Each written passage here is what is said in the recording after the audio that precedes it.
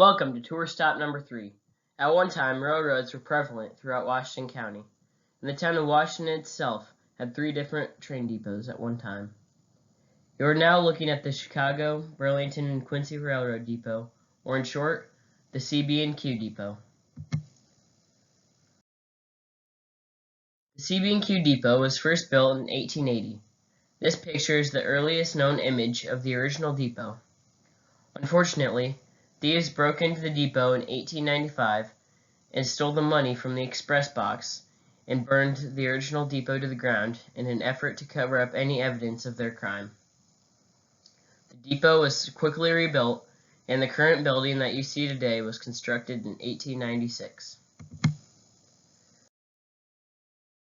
This plat map of the city of Washington from 1906 shows the original location of the CB&Q Depot.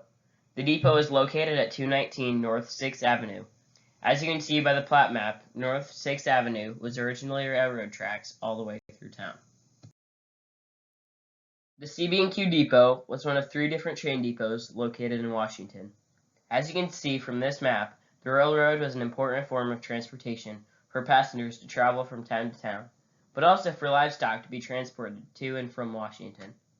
The Rock Island Depot, CB&Q Depot, and Milwaukee Depot all had stockyards that were used to hold livestock that were coming and going. The Milwaukee Depot still remains in its original location. The CB&Q Depot stood at its original location until 1953, when it was moved to its current site at the Washington County Fairgrounds.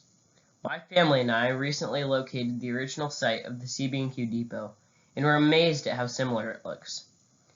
If you look closely at these then and now photos, you can see where the depot once stood, and you'll even notice a couple of the buildings pictured in 1953 still remain today.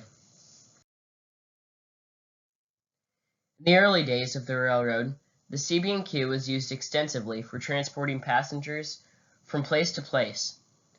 But by the mid-1930s, regular passenger service was discontinued, as many people were choosing to drive their own vehicles instead. The passenger seating area of the depot was removed in 1941, which resulted in the depot being shortened by a length of about 30 feet. One passenger car remained until the early 1960s, and by the late 1960s, the caboose was eventually the only mode of passenger transportation. The red square on the left image gives you an idea of the portion of the depot that was cut off in 1941. The image on the right was taken in 1969 and very closely resembles what the building looks like today. The Burlington Bulletin is a train magazine dedicated to train enthusiasts. On this cover issue, number 30, you can see 2 different views of the depot. The top image is from the 1890s, and the bottom right image is from 1965. It shows what's referred to as a mixed train. A mixed train is one that would have had passenger and freight cars.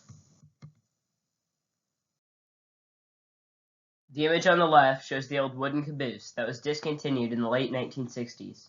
Unfortunately, this caboose was scrapped in 1973 when the depot was moved. These views are very similar to how the depot looks today.